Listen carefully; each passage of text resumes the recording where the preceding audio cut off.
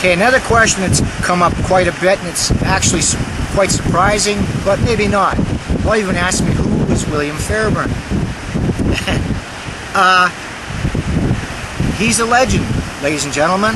He's the guy who is the father of all modern close combat. And he was a brilliant individual. He's a guy that's absolutely forgotten. When he died June 20th, 1961, I believe, he passed into history.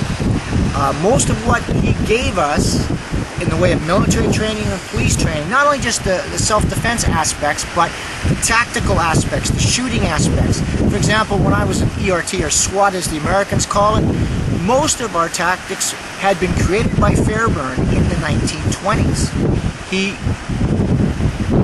if you can use the word, was a genius in that area. He was just that. He pioneered the whole 9 yards. His breadth of knowledge has hardly been touched in the books of history. If it wasn't for World War II and him becoming an instructor for the Commando and later SOE, he'd probably all but forgotten. In Britain, where he was born, and his citizenship, nobody hardly knows who he is today. Within the martial arts community today, he's forgotten. And the man was a brilliant martial artist. He was black belt certified by Kano himself. He trained with the Emperor of China's personal Kung Fu teacher, and he was a tough guy. This is a man who'd been in over 1,000 gun battles. Now as a cop and as a soldier, I haven't been in that many gun battles. He survived.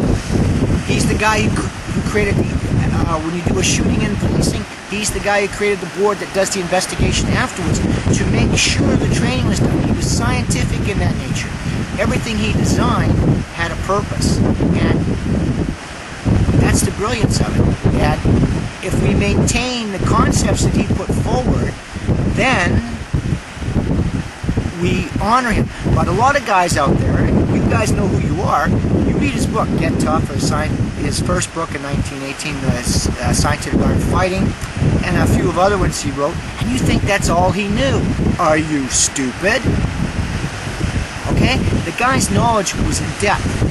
Okay? Pat O'Neill, one of his primary instructors, was even better. Understand that? Even better. So, as an unarmed combat instructor, he was the most qualified martial artist on the planet, and tough as nails. They still talk about him in Helena in Montana, about all the fights he got into bars. So, he was a tough guy. These were tough men. These were men who thought outside the box. They lived in a time that was just pure adventure. God, I would have loved to be back there around that. It would have been absolutely brilliant. But look him up. Remember him. Honor him as we do all the great masters of martial arts and great veterans of the war. Okay?